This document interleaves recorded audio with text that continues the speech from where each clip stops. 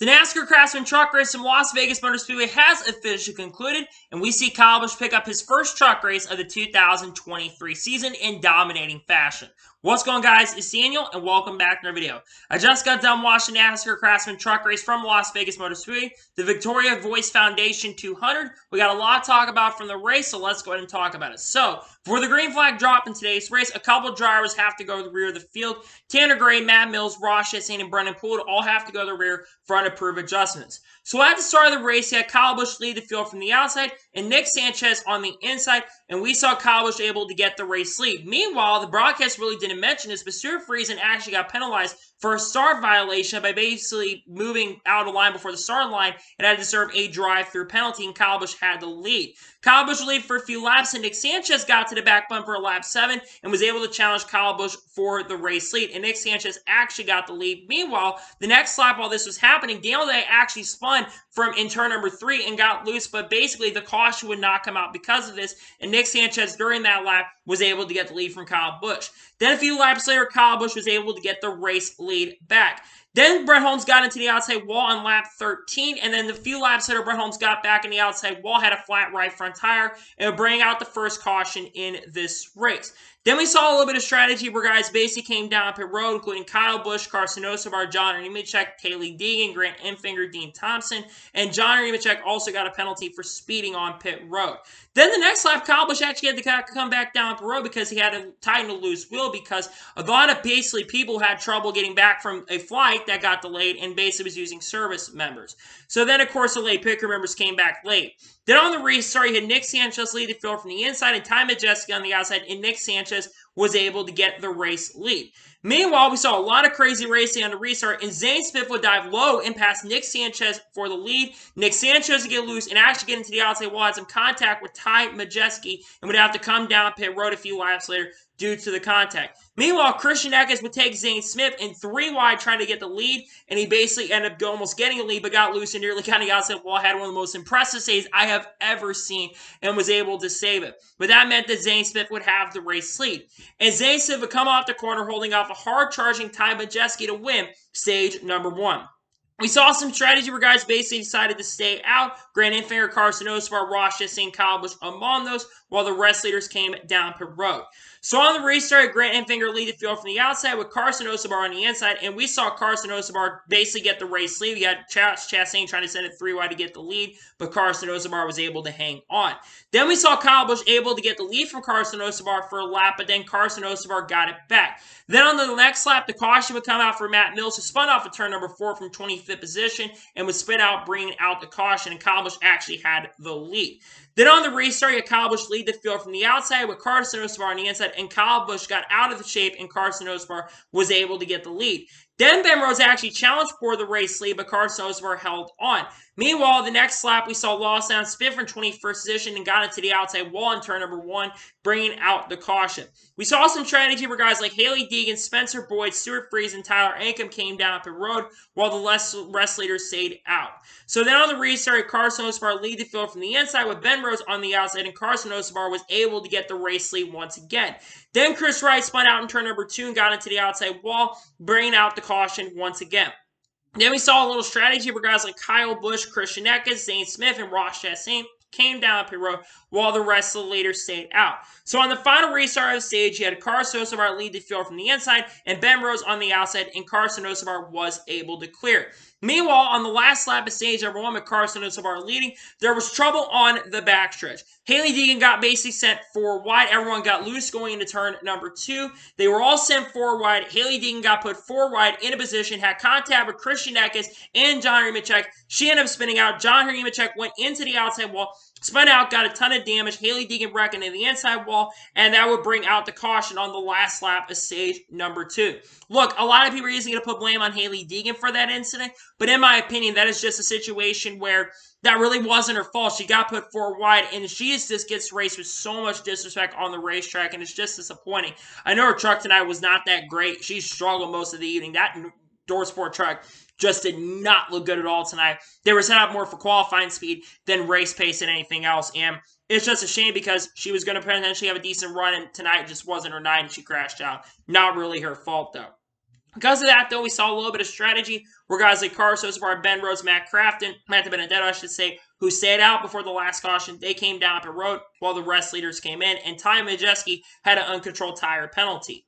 So on the final restart of the race, you had Kaz Grala lead the field from the inside and Tanner Gray on the outside, and Kaz Grala was able to get the race lead for a few laps, and then Kyle Busch was able to get the race lead. Meanwhile, saw Ross Chastain basically have to pit from 14th position due to the car overheating, and basically got penalized for speeding as well.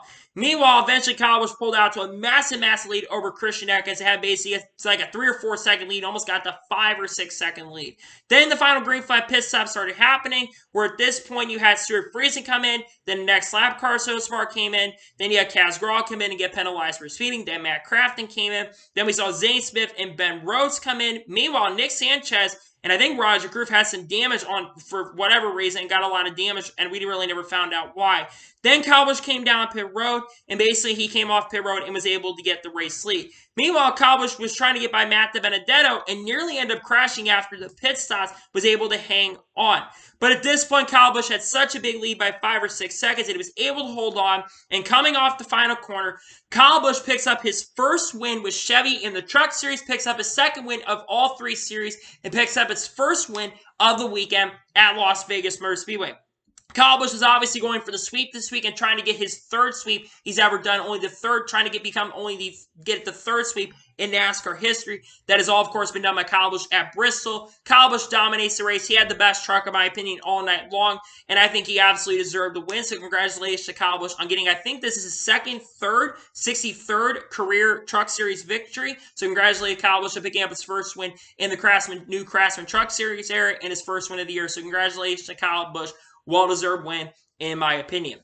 So now we're going to take a look at results of tonight's race and give you my score for tonight's race. So Kyle Busch picks up a dominating victory. Zane Smith finishes second. Zane Smith came back and he had a really strong truck. In fact, in my opinion, he had a chance to catch Kyle Busch if there was a caution late. I think he was faster near the end of the race and he was catching Kyle Busch near the end. But to finish second, a great start to the year for Zane Smith, first and second. Can't go wrong with that. Won at Daytona and finished runner-up. Hopefully passed inspection this time, unlike last time we were here in Las Vegas in the spring. But in all seriousness, all honesty, great run from Zane Smith. Ben Rhodes finishes 3rd. Great run for Ben Rhodes. Ben Rhodes struggled in practice earlier today, so to finish top 5 is great to see. Corey Heim finishes 4th. Corey Heim struggled most of the beginning of the race, but by the end, he was up front near the end and finished highest of the track on garage trucks. So great run from Corey Heim. He's expected to have some pretty big things happen this year for him, so great run from Corey Heim. Ty Majeski recovers from that uncontrolled tire penalty at the end of stage 2 and bounced back to finish in the top 5. You got to be this consistent throughout the RBA Championship contender, and a great run from Ty Majeski. Christian Eckes finishes 6th. He was really good through the first half of the race, but by the end, his truck kind of fell off near the end. But to finish 6th, great run from Christian Eckes. I love seeing him run good. He finishes in 6th with the team. He was a points leader coming into the night and had a great run with McAnally Hilgeman. Carson Osmar finishes 7th. Carson was up front, led quite a few laps tonight. It seemed like his truck kind of fell off and the strategy kind of bit him in the butt, unfortunately, but finishing 7th, still great run from him.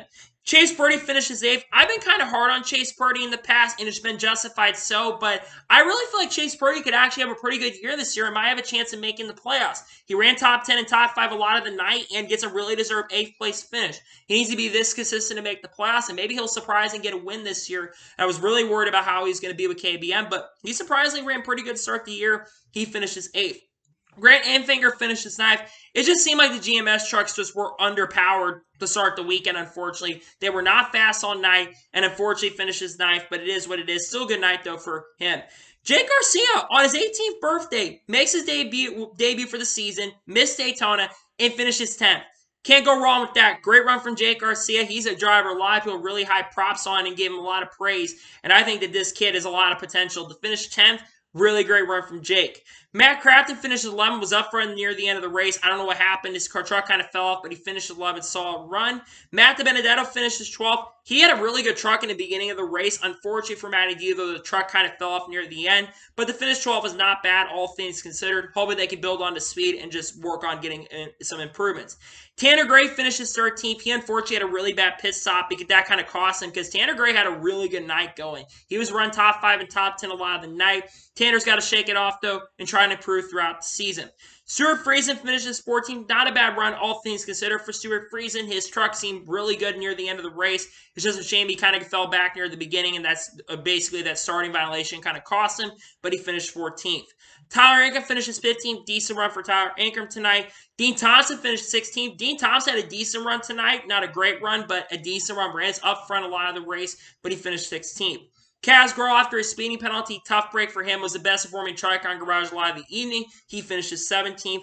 Colby Howard finishes 18th. Daniel Dye, who struggled most of the evening, finishes 19th. And Law Sound finishes 20th. Max Gutierrez is racing with the heavy heart for his brother FICO. He finishes 21st. Timmy Hill finishes 22nd. Spencer Boyd finishes 23rd. Ross Chastain, who a lot of people thought was going to be a favorite tonight, he struggled all night long and struggled throughout practice. He finishes 24th. Katie Honeycutt finishes 25th. Matt Mills finishes 26th. Mason Massey finishes 27th. Chris Wright finishes 28th. Raj Group, after getting a ton of damage and falling out of the race, he finishes 29th. Nick Sanchez finishes 30th. Man, what it could have been for Nick Sanchez. He had one of the strongest trucks, in my opinion, and one of the few trucks I think that could have contended with Kyle Busch for the victory. He got on the outside wall and never was the same after that. Was actually recovering near the end of the race and could have had a top 10 finish, but he finishes 30th. What a shame. John Nemechek had major issues in getting involved in that wreck. He finishes 31st. Haley Deegan, after her crash, finishes 32nd. 33rd for Brennan Poole. 34th for Brett Holmes, who I think really qualified great today, but unfortunately the racecraft wasn't there. And Josh Ream finishes last in 35th position. So now I'm going to talk my overall thoughts on tonight's race as a whole and give you my score for tonight's race. This race was a tale of two races. The first 80 laps of the race, really first two stages, was chaos. A lot of side-by-side racing, a lot of 3 or 4 wide, a lot of crazy racing, a lot of wrecking throughout the field. But it was still very solid racing up front and pretty solid racing. Then stage 3 went basically green throughout, and there was good racing throughout the field, but it kind of felt like kind of got strung out a little bit. Though there was good racing throughout the field, but it wasn't a great race, but it was still solid racing overall. So for my score tonight's truck race, I'm going to give it about an 8. I give it a 7.5 out of 10. The race could have been a little bit better. It felt like an ARCA race a little bit where there were a lot of wrecks and stuff in the beginning. Then it kind of got strung out a little bit. I wish the outcome was a lot better. I will give it a 7.5 out of 10 for today's truck race at Las Vegas. So, that is going to be it for tonight's truck race at Las Vegas. I want to thank you guys for watching. Let me know your thoughts and comments below, and like and subscribe to the channel as well on tonight's race at Las Vegas Motor Speedway. What are thoughts on tonight's truck race at Las Vegas? Let me know your thoughts in the comments below for the truck race at Las Vegas. Tomorrow on my channel, we're going to have multiple videos on the channel. Of course, we're going to be having the starting lineup for the Pennzoil 400, likely drop maybe tomorrow. I'm not sure yet. And then, of course, have the NASCAR Xfinity Series race review from Las Vegas Motor Speedway. There is a possibility that the NASCAR starting lineup video for the Pennzoil 400 might actually drop Sunday morning. And then, of course, we will have the NASCAR Cup review after Las Vegas concludes and maybe some fallout from the Chase Elliott situation. So anyway, like I said, I want to thank you guys for watching tonight's race review. I'll see you guys next time for some more great, awesome NASCAR content and other motorsports content on the channel like this, because we got F1 and IndyCar returning this weekend as well, which I'm really excited about. So I'll see you guys there for some more awesome content on the channel. Take care, everybody.